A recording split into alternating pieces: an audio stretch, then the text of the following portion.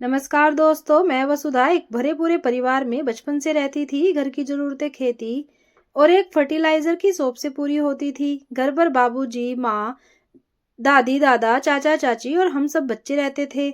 हम 3 बहनें और चाचा के 4 बेटे थे, लेकिन हम सातों सगे भाई बहनों की तरह ही रहते थे। इसलिए अम्मा को कभी ये लगा नहीं कि उनके हिस्से में बेटियां और चाची ने बेटी की मां बनबाजी मार ली है। चाचा चाची की चहेती हम बहनें ही थी और घर में हम तीनों का ही राज था। चाचा के 4 बेटे भी बेटी की ही चाहत में ही हुए थे। घर में सब कुछ था, लेकिन थे दादी के कटाक्ष जो यदा कदा माँ को किया करती थी। उन्होंने कोई बेटा जना नहीं, लेकिन चाची नहले पर दहला मारती गई। बेटे जिनके मैंने कौन सा तीर मार लिया, काम के ना काज के, दुश्मन अनाज के। मेरा तो सारा काम मेरी बेटियां ही करती हैं। पढ़ाई में देखो नंबर 1। ऐसा कह चाची हमेशा दादी का मुंह बंद कर देती। हालांकि चाची को पूतों वाली होने की वजह से दादी की प्यारी बहू होना था, लेकिन जानबूझकर वो कैंची की तरह जुबान चलाती ताकि दादी माँ को बेटियों का ताना भी न दे और माँ उनकी प्यारी बहू भी बन जाए। पूरे गांव में हमारे घर की मिसाल दी जाती।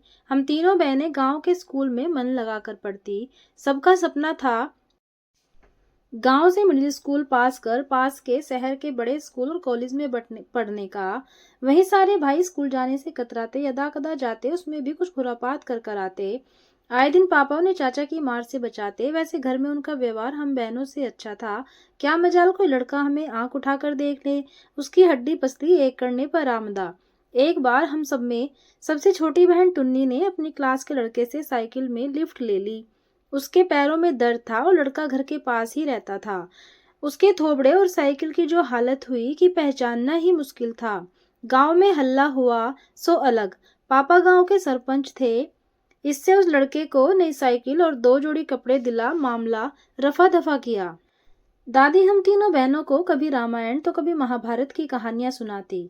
रामायण तक तो ठीक था, पर जब महाभारत में बताती कि धृतराष्ट्र, पांडु और विदुर के पिता राजा विचित्र वीर्य थे, लेकिन असली पिता थे वेद व्यास ऋषि, मुझे ये चक्कर पहले समझ ही नहीं आता। ये असली पिता क्या होता है। दादी बड़े प्यार से बताती कि जब वेद व्यास अंबिका के पास साहचर्य के लिए आए तो उन्होंने डर के मारे आंख बंद कर ली, इसलिए धृतराष्ट्र जन्म से अंधे थे। ठीक उसी तरह जब ऋषि विचित्र वीर्य की दूसरी पत्नी अंबालिका के पास गए तो बेचारी डर के मारी पीली पड़ गई, इसलिए पांडु को बचपन से ही पीलिया रोग था। फिर जब वेद व्यास जी को तीसरी बार बुलाया गया तो ना अंबिका गई और ना ही अंबालिका। उन्होंने अपनी दासी परिश्रमी को भेज दिया। बेचारी दासी ऋषि का देख भक्ति भाव में लीन हो गई और संत विदुर पैदा हुए। मैंने एक दिन दादी से पूछा, हमारे असली पिता कौन है? दादी ने कहा, नरेंद्र। मेरा जवाब था, पापा का नाम तो मालूम है, लेकिन असली पिता। मुझ बेचारी को तो तब मालूम भी नहीं था कि पिता और पापा एक ही होते हैं। दादी फिर चिल्लाई, तुम्हारे पापा, पिता और असली पिता नरेंद्र ही हैं। मैंने फिर पूछा, आपने माँ के साहचर्य के लिए किसी को नहीं बुलाया? दादी तो क्रोध से कांपने लगी। उधर अम्मा और चाची का हंसकर बुरा हाल था। उसके बाद दादी ने कुछ समय कोई कहानी नहीं बताई, पर मेरी जिज्ञासु बुद्धि में पिता और असली पिता डोलने लगे। उसके बाद स्कूल में अपनी एक स्टाइलिश इंग्लिश बोलने वाली फ्रेंड से अपनी इस परेशानी का समाधान मांगा। उसका जवाब बड़ा सरल था, स्टूपिड। असली पिता मीन्स बायोलॉजिकल फादर, जिसके स्पर्म से बच्चे का जन्म होता है। काश मेरी जिज्ञासा यहीं खत्म हो जाती। मैं अपने बायोलॉजिकल फादर को ढूंढने लगी। जब अपनी सारी जिज्ञासाएं दोस्त से पूछे जाने लगी तो दादी को लगा महाभारत आगे बताई जा सकती है। उन्होंने फिर कुंती और उसके पुत्रों की उत्पत्ति की कहानी बताई। मैं तो बायोलॉजी की स्टूडेंट थी और भविष्य में डॉक्टर बनने का सपना भी देखती थी। खेती ने ट्रैक्टर, ट्यूब वेल आ जाने से और फर्टिलाइजर की दुकान से भी अच्छा मुनाफा होने से घर पर पैसों को कमी न थी। चाचा ने मुझसे वादा किया था कि वो मेरा सपना जरूर पूरा करेंगे। स्कूल में ही बॉटनी में पहले फूलों को पॉलिनेशन, फिर जुलासी में कॉकरोच मेंढक का प्रजनन बढ़ाया। पढ़ा शुक्राणु और ओवम का मिलन, साथ ही पढ़ा लड़कियों में XX और लड़कों में XY क्रोमोसोम होते हैं। इसमें Y क्रोमोसोम पिता से ही आता है। फिर एक गुस्सा हलचल दिमाग में, जब Y क्रोमोसोम पिता से आता है तो दादी जैसी औरतें महिलाओं को ही क्यों जिम्मेदार ठहराती हैं? और बेटा ना होने का ताना देती हैं। उसी हाई स्कूल के दौरान हम तीनों बहनें, माँ और चाची यानी दादी माइनस घर की लेडीज गैंग सांप सीढ़ी खेल रहे थे।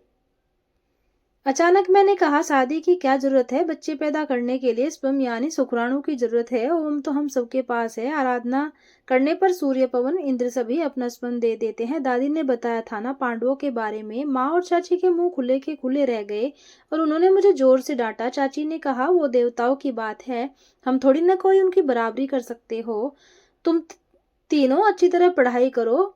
बस मेरे मन में प्रश्नों के अंबार थे जो कभी थमने का नाम ही नहीं लेते थे। माँ मुझे कहीं ले जाने में भी डरती थी कि फिर मैं वहां शुक्राणु ओम या एक्स वाई न करने लगूं। मैं सोचती कि वो जमाना कितना एडवांस था। अपनी बहू को दोस्त ना दे सासे, खुद अपनी बहुओं के लिए शुक्राणु दाता का इंतजाम करती थी। औरतों को आजादी थी कि ईश्वर की तपस्या कर उनका शुक्राणु ही मांग ले। द्रौपदी के 5 पति थे और 5 पति से बच्चे, और आज अपने पति को छोड़ कोई स्त्री अपने ऑफिस में किसी पुरुष से दोस्ती भी नहीं कर सकती। वो उल्टा कहलाती है। अगर मन में इतने सारे प्रश्न हो तो आप उसी में उलझे रहते हैं। इसलिए जितने फोकस की मेडिकल में दाखिला पाने के लिए जरूरत थी वो मुझ में नहीं था। डॉक्टर बनने का सपना तो पूरा नहीं हुआ, पर मैंने अच्छे नंबरों से बीएससी जरूर पास कर ली। चाची के एक भाई इंदौर शहर में बिजनेस करते थे। हम बहनें चाची के साथ 2-3 बार उनके घर गए थे। वहीं अनिमेश के घर वालों ने मुझे देखा और पसंद कर लिया। मैं तो हमेशा की तरह जिज्ञासु ही थी। डिक्शनरी में अनिमेश का अर्थ ढूंढा तो पाया जो पलक न झपकाए, और इसके अलावा सर्प का भी एक नाम अनिमेश है। बाप रे, ये कहीं सांप न निकल जाए। घर में किसी को इतनी समझ नहीं थी कि अपनी ये बात कह पाती। उन्हें तो राम प्रसाद, श्यामलाल जैसे नामों के बीच अनिमेश तो परिकथाओं सा नाम था। चाची ने पूछा, खुश तो हो न वसु, इतने बड़े शहर इंदौर में रहोगी, भाई के घर भी आना जाना लगा रहेगा। मुझे पसंद भी अनिमेश के घर वालों ने किया था। 3 भाइयों में सबसे छोटे थे अनिमेश। बड़े दोनों भाइयों के 2-2 बेटे थे। केवल अनिमेश ही कॉलेज में केमिस्ट्री के प्रोफेसर थे। बाकी दोनों भाइयों की साझा राइस मिल थी, इसलिए घर का माहौल भी बिजनेस वालों की ही तरह था। अनिमेश के पिता लोग भी 4 भाई थे और अब सबकी अलग अलग राइस मिल थी। उनका घर पूतों वाली हवेली कहलाता था, क्योंकि अभी तक उनके यहाँ बेटी ने जन्म ही नहीं लिया था, या शायद जन्म ही नहीं लेने दिया होगा। गांव में पली बड़ी होने के बाद भी मुझे सब बड़ा अजीब लग रहा था कि इंदौर जैसे शहर में भी लड़का लड़की को देखना नहीं चाहता। जॉइंट फैमिली, घर की औरतें ही लड़की पसंद करती हैं। उसके बाद इस बात का घमंड कि आज तक उनके खानदान में लड़की का जन्म ही नहीं हुआ है। मन ही मन सोचा, इनके यहाँ के पुरुषों के वाई क्रोमोसोम भी चाचा की तरह काफी स्ट्रॉन्ग हैं। मुझे कुछ भी अच्छा नहीं लग रहा था। कई बार चाची से मिन्नतें की, चाची जब अनिमेश मुझे मिलने के उत्सुक ही नहीं है तो ये शादी ही क्यों। मैं गांव में पली बड़ी जरूर थी, लेकिन सपने बड़े थे। कभी भी चाचा चाची की वजह से महसूस ही नहीं हुआ कि लड़की होना अभिशाप है और पूतों वाली का खिताब भी कोई चीज है। हर नवरात्रि में हमारे पांव पूजे गए और हमें खिलाने के बाद ही सबने खाना खाया। भाई कितने भी आवारा रहे हों, लेकिन हमेशा हमारी लाठी बने रहे। लेकिन घर वालों को इंदौर, प्रोफेसर और राइस मिल से सारी दुनियावी शब्द बड़े प्रभावित कर रहे थे। मेरे पीछे और 2 बहनें थी जो माँ के साथ रसोई में ही ज्यादा खुश रहती थी। बहनें भी खुश कि हर महीने बड़ी बहन से मिलने आएंगी और इंदौर के मजे उठाएंगी। मैं 23 बरस और अनिमेश 35 के थे। घर वालों को ये 12 साल का उम्र का फासला भी नहीं दिख रहा था। दादी ने कहा, मेरे और तेरे दादा में 20 साल का अंतर है, देखती नहीं। अभी भी दादाजी कितने हट्टे कट्टे हैं और मैं बूढ़ी हो चली हूँ। अरे वसु, आदमी कभी बूढ़ा नहीं होता। माँ ने भी अपने और पिताजी के बीच ठीक 12 साल का अंतर होने की बात की। यहाँ मैं टाल मटोल कर रही थी और वहां से चाची के भाई रोज फोन कर रहे थे कि लड़के वाले को जल्दी है, कहीं लड़का हाथ से न निकल जाए। मैं किस मुंह से कहती कि मुझे पति के रूप में दोस्त और प्रेमी चाहिए, मेरे सपनों की इस तरह हत्या ना करें। चाची शादी की तारीख तय होने के बाद मुझे रोज डर गई थी। मैंने चिल्लाकर पूछा, बाप रे, क्या वो रेप करेगा। चाची हंसी और कहा, शादी के बाद स्त्री पुरुष के संबंध को प्रेम कहते हैं, जो जबरदस्ती तुमसे संबंध बनाए उसे रेप कहते हैं। मैं सन्न रह गई। वाह, गजब की दुनिया है, जिसने ना मुझे आज तक देखा और ना ही मुझसे बात करने की कोशिश की। वो अगर मुझसे संबंध बनाए तो प्रेम अब तक बाहर कोई भी लड़का हमारे आगे पीछे भी दिखे तो भाई खून करने पर आमदा। ऐसी शादी और फिर उस रात की कल्पना से डर और घृणा ज्यादा हुई। बकरे को जिबह होने ही था, लाख कोशिशों के बावजूद इस शादी को रोक न पाई और पूतों वाली हवेली का एक हिस्सा बन गई थी। पहली रात कमरे में एक विचित्र सी मुस्कान लिए बड़ी जेठानी आई और एक दूध का ग्लास रख गई और कहा, देवर जी को पिला देना, ऑल द बेस्ट।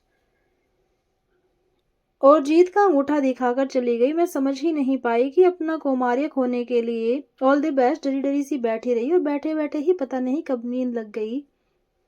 बीच रात में नींद खुली तो पाया निमेश जी पास के सोफे में कुड़मुड़ा के सोए हुए हैं। उनके लिए रखा गया दूध वैसे ही पड़ा था, दरवाजा अंदर से बंद था। इससे जान में जान आई, दूध जाकर वाश बेसिन में फेंक दिया। ने दुल्हन के लिए बनाया कमरा और वॉशरूम घूम घूम कर देखा। बाथरूम से लगा हुआ एक छोटा सा कमरा था जिसमें दीवार से चिपकी अलमारी और बड़ा सा आईना था।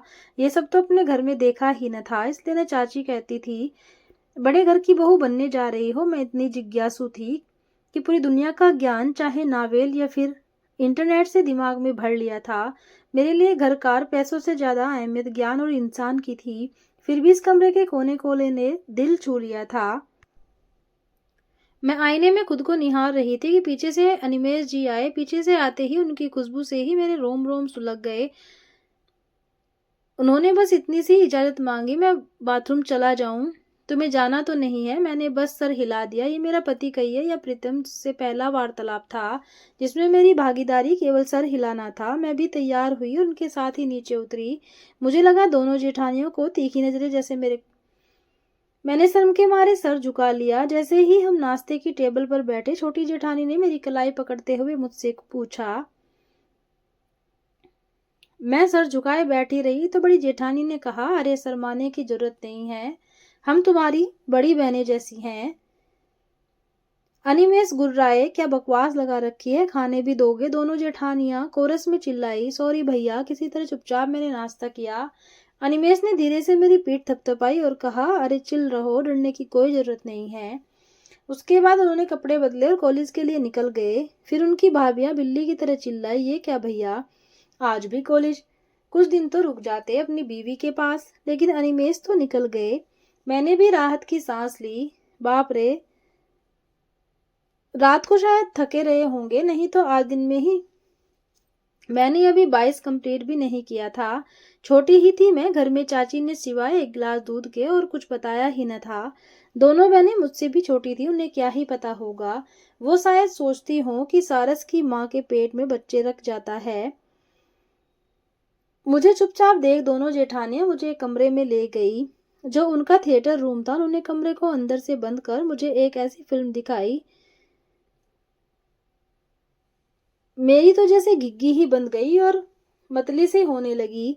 मेरे खड़े हुए रोंगटे देख दोनों डर गई। उन्होंने सीढ़ी निकाल दी और मुझे प्यार से कहा, पगली ये सब तो जीवन की सच्चाई है, हम तो तुम्हारी मदद कर रहे थे। यह सब तो मनी बाबू को तुमको समझाना चाहिए था। निमेश को घर में मनी बाबू या मनी चाचा कहकर पुकारते थे। जब शादी हुई तो छोटी ही थी, लेकिन जैसे जैसे समय बीतने लगा सब कुछ समझ भी आने लगा।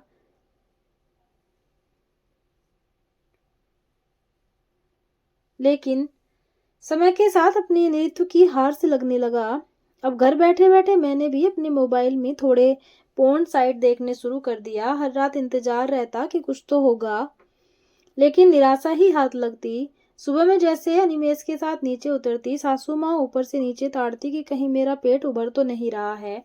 एक दिन बीच वाली जेठानी दीपा दी के छोटे बच्चे ने उनसे जिद की कि उसे एक छोटी बहन चाहिए जैसे उसके दूसरे दोस्तों के पास है। फिर क्या था, सासू माँ जोर से चिल्लाई, जब खबरदार सोनू, जो लड़की का नाम लिया, हमारे यहाँ सिर्फ बेटे ही पैदा होते हैं।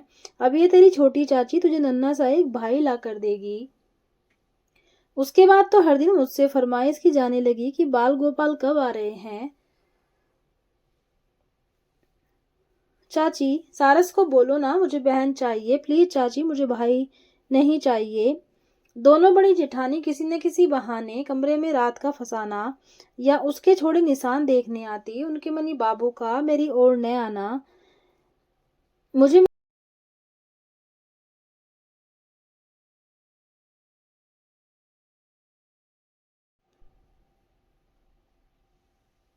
तो कभी लिपस्टिक लगा उनका गाल, कभी उनका हाथ उनके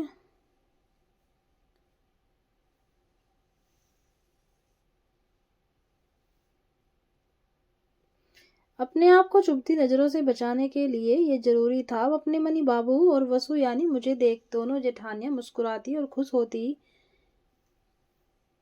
कि मुझे दी गई सीख काम आ गई है। इसके बाद भी अनिमेष उनकी तिरछी नजरों से कोई सीख न लेते। शादी को 1 साल हो चला।